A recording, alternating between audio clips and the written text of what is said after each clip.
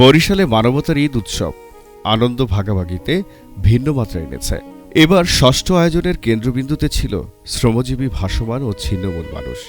সকালে বাংলাদেশের সমাজতান্ত্রিক দল বাসদ জেলা কার্যালয়ে ঈদের শুভেচ্ছা বিনিময় ও আপ্যায়নে শতাধিক শ্রমজীবী মানুষ অংশ নেন।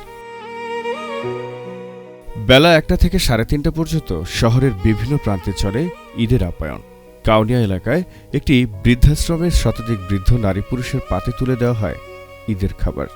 শহরের নদীবন্দর, ভাটারখাল, সদর রোড সহ বিভিন্ন স্থানে 2 শতাধিক পথশিশু, ভবঘুরে এবং আরও 2 শতাধিক অসচ্ছল মানুষের মধ্যে পোলাও, রোস্ট, ডিম ও শ্যামাই বিতরণ ছিল মানুষের পাশে থাকার নিঃশব্দ প্রতিশ্রুতি।